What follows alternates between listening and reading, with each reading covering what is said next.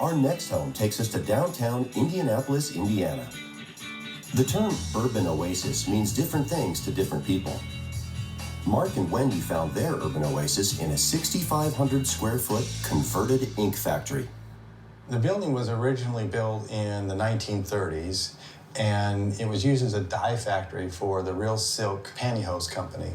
An ink company came in and bought it and used it for manufacturing ink for the commercial printing business.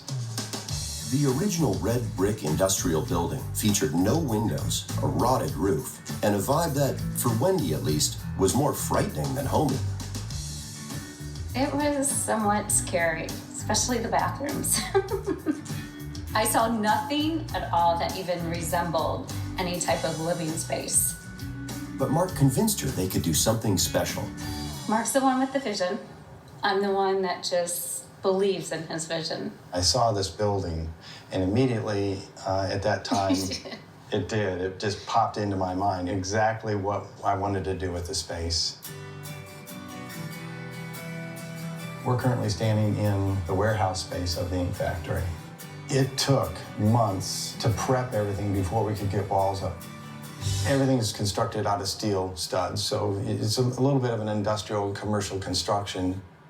The end result is impressive. A gorgeous 3-bedroom, 3.5-bath modern home with entertainment and living spaces synced to the couple's lifestyle. Well, this is our media space where Wendy and I hang out, mostly in the wintertime. When the colder months arrive, we nest over here. One of the big challenges about this space was because of the high ceilings that we have here, 16 feet, we needed to soften the ceiling. So we brought in some textured lighting at different dimensions, and it really helped us enjoy the space and make it a little more cozy for us. This is our living space. So this space originally was part of the storage location for all the ink drums. This entire space was shored up by scaffolding and poles to hold the ceiling up, while the back side of this building was completely blown out. And I was afraid that we weren't ever going to get it put back together again. From this grade, we have 18 feet from floor to ceiling, so it gives us a lot of space to have the parties and watch our movies. This is a 220-inch projection wall, 16 feet wide by 9 feet tall. I'm told it's one of the largest projection walls in Indiana. When we're relaxing in here, it's an unbelievable view out to our outdoor space and backyard.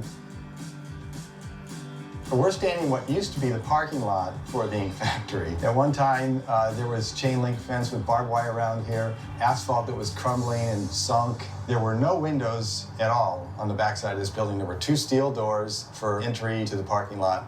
We have a lounging area over here with couches. We have a dining space.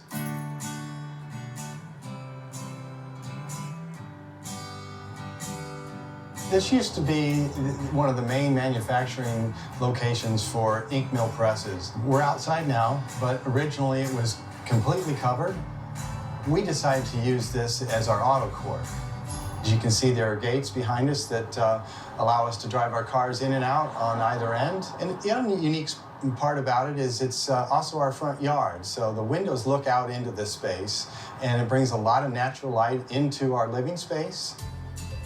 Across the court is a detached apartment for visiting friends or family that's like a miniature version of the main home.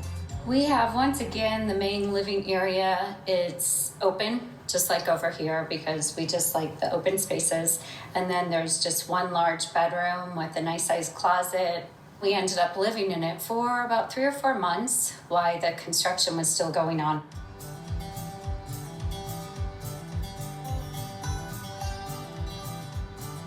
For Mark, this reclamation project had a unique personal dimension. My grandfather and my father both worked in the printing industry. I'm also a print sales rep.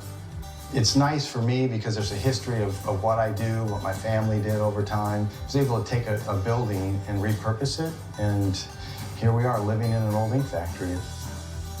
We're blessed, there's no question about it. Our next homeowner's country cottage has a